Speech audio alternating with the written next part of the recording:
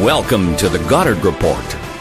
Comments made on the Goddard Report and TalkDigitalNetwork.com are an expression of opinion only. Here is Jim Goddard. My guest is Sharon Noble, Director of the Coalition to Stop Smart Meters in BC. Welcome to the show, Sharon. Thank you very much, Jim. Happy to be here. Smart science versus stupid science versus bent science. We're getting more and more appeals based on the fact that the original report that was put into utility commissions and so on was full of flawed science. The latest one in Fort Nelson, where the Aboriginal band correctly pointed out the science used to frack the area using millions of gallons of pure water was not necessary, was not scientifically backed up. The BC government may appeal this decision, but yet we hear the word flawed science a lot yet. Is this happening with smart meters as well? It's happening everywhere, Jim. When we look at the science, the independent science showing that the radiation from these meters is dangerous, that it causes serious health effects of various types, from infertility to sterility to neurological problems to cancer. How can anyone who has an open mind, who is concerned about the health of their families and other people's health, not say that there's an issue here? Yes, we know that there's a lot of scientific evidence out there by independent scientists saying it's dangerous, and this was ignored. This was ignored by the BC Utilities Commission when it looked at the application for Fortis BC. Fortis brought in what is called a product defense company called Exponent. This company, headed by a man named Dr. William Bailey, has defended products like Agent Orange, pesticides, mercury. And if smart meters are so safe, why did they have to bring in big guns like this? They argued before the BC Utilities Commission saying that the radiation from smart meters is less than sleeping next to your wife, and they believed it. Yes, there is flawed science. Look at Health Canada when they brought in the Royal Society in 2013 to review Safety Code 6, which is the guideline for the exposures that the public is allowed to be experiencing from all wireless devices like cell phones, cordless phones, smart meters. They brought in people that had long time affiliation with industry, and we knew it. We complained. People across Canada raised a hue and cry. Daniel Krusky was named chair. He has been a long time industry supporter and receives a lot of money from industry. He's been affiliated with the Royal Society reviewing Safety Code 6 for years. They also had people like Ken Foster, who had not long ago been paid by the industry to write a report saying that Wi-Fi in schools is just fine. By Mulder, Dr. Mulder in the States, who has worked for industry. Several of the people on the Royal Society panel were known industry people. And after we raised a hue and cry, Daniel Krusky was removed as a chairman, but the other people remained. As a result, a predictable decision was made, a recommendation by this royal panel that Safety Code 6 is just fine. Thank you very much. It has been reviewed. Their decision has been reviewed by HESA and by quite a few other independent people and found that it was flawed. This is happening all over the place, whether it's GMO foods, fracking. It's happening in North America. It's happening in Europe. People, these scientists who were educated, and fully intended, I'm sure, to do good, have been bought, have been bent. And it's happening over and over and over again, and we have to fight this. And it's the same sort of thing that we're looking at for the smart meters. I don't see how this is any different than when Hydro paid Len Garris $15,000. Len Garris, who, as the fire chief of Surrey, was the head of the BC Fire Chiefs Association, was paid $15,000 by Hydro to write a report that's saying that the smart meters are safe. He spent 2 days and looked at annual reports that were summarized. All he looked at was the number. He looked and said, because there are fewer electrical meters or fires being reported since the smart meters went in. That means that the smart meters are safe. He didn't look behind that report to see that the fire department's budgets have been cut, that fewer reports are being made about everything. Electrical fires, there are fewer electrical fires being reported because the reports aren't being written. They're not being submitted. Doesn't mean that there are fewer electrical fires occurring, and neither does a reduction in electrical fires mean that the smart meters are safe. What a fallacious jump in logic that was. Yet, everyone's buying it. Hydro's quoting him left, right, and center.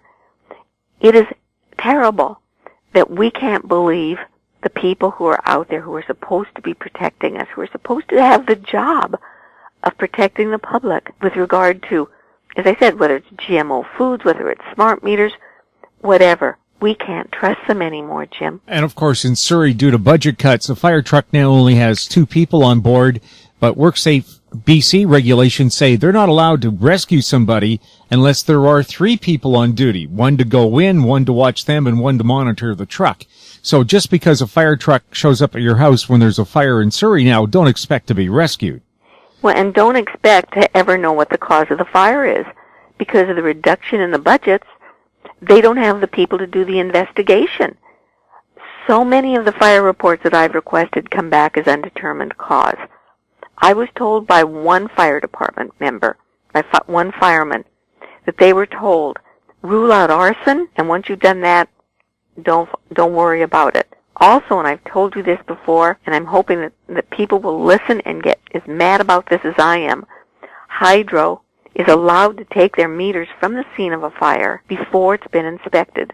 This is against the law. The BC Safety Standards Act says very clearly that nothing should be removed from the scene of a fire until the inspector has been allowed to do his job. Yet Hydro is removing meters. I've got quite a few fire reports. I've got statements from the BC Safety Authority, and I even have a statement from the fire commissioner saying that BC Hydro is doing this. They are allowed to do it because that's their equipment. I equate this to, what if I went out and set fire to a home? I poured gasoline on it. And when the firemen come, I take my gasoline can and leave. That's my equipment. Could I do that? How is this any different? These smart meters are causing fires. They are melting. And Hydro is removing the evidence from the scene of a fire. And according to BC Hydro, they aren't doing anything with the meters to investigate them to find out if they were in fact faulty. All they're doing is sending them straight to Itron to have them replaced. And what is Itron telling you about their meters? Nothing. They say that they meet ANSI and IEE standards, which are industry standards that don't relate to fire safety at all. As far as I can find out, nobody has looked at the fact that these meters are being put into a meter base that cannot accommodate them.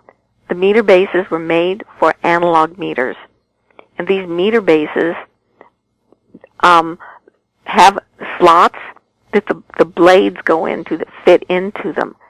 And according to the Texas legal brief, those blades that fit into the slots, or their lugs, or whatever you want to call them, are thinner than the ones that the analogs had. This causes arcing and fires. And no one cares.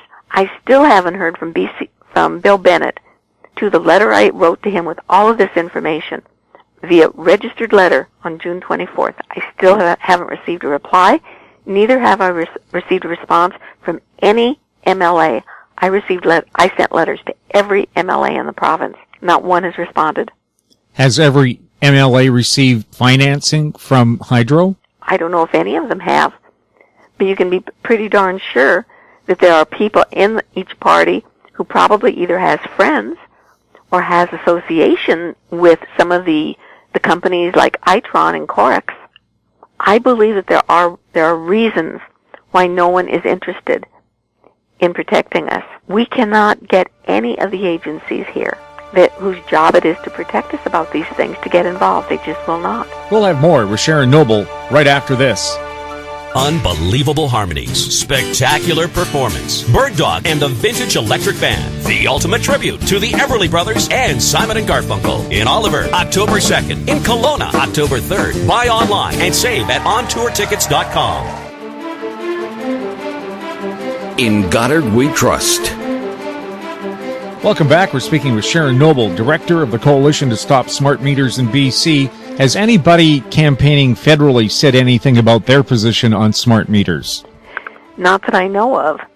And granted, smart meters are a provincial concern, although all provinces are involved in putting them in. I think more important, if people are going to all candidates' meetings and asking questions, ask them not just about the smart meter issue, ask them about Health Canada. Ask them about the influence that industry has in setting standards. For instance, fracking, GMO, and Safety Code 6. I think this would be a very important question for any elected official or anyone who wants to be an elected official to answer. As far as smart meters, there's another important, I think an interesting point, Jim, that your listeners would appreciate. We've been told that the smart meters are going to, in the long run, save money. We all know that BC Hydro paid more per meter than any other utility in North America that I've been able to find, and I've looked at a lot of them. $555 per meter is the cost of the meter and the program supporting it. And they amortize the business case over 20 years. Yet experts say that smart meters' life expectancy is shorter than 10 years. They're computer-driven devices, and everyone knows that with the new technology, things are replaceable and demand upgrading constantly. In addition, these things are plastic pieces of junk that deteriorate. If they don't burn, they won't last longer than 10 years at the most. Well, in Pennsylvania, a utility company that started installing smart meters in 2002, and their initial costs for the meters were less than $150 per meter, are now replacing all of their meters because they say that they have outlived their usefulness. Their lifespan has ended, and they're going to be putting in new generation of smart meters that cost in excess of $300 a meter. And I think that that's very instructive for us. If, they started installing in 2012, it's now 2015, that's 13 years, and probably most of the meters were installed after that, so maybe 10 to 12 years life expectancy. This means probably in the early 2020s, probably 2021, 2022, Hydro's going to have to start replacing all of their smart meters too. So we will be paying for 2 smart meters at the same time. I think that's very instructive. Can you let people know what's happening with the class action lawsuit? Nothing has changed, Jim. As I said last time, we are waiting till December. All of the papers have been filed. Our lawyer has done all of his work, and we're just waiting for the hearing date, which is scheduled for 5 days in the first part of December. Sharon, thanks a lot for chatting with us. My pleasure, as always, Jim. Thank you. My guest has been Sharon Noble, Director of the Coalition to Stop Smart Meters in BC. And Sharon, maybe remind people of the websites they can go to get more information. Certainly. They can get information about our class action lawsuit and most of the health information at www.citizensforsafetechnology.org, and information about the fire issue and privacy issue and some of the other information, including photographs of burned meters, at www.stopsmartmetersbc.com. Once again, thank you, Sharon. Thank you, Jim. You're listening to the Goddard Report on TalkDigitalNetwork.com. Find us on Twitter at TalkDigitalNet. Check out our popular YouTube channel, Talk Digital Network. Comments about the show can be sent to info@howstreet.com. I'm Jim Goddard. Comments made on the Goddard Report and TalkDigitalNetwork.com are an expression of opinion only. The Goddard Report is available online and mobile at TalkDigitalNetwork.com. The Goddard Report is a production of How Street Media Incorporated.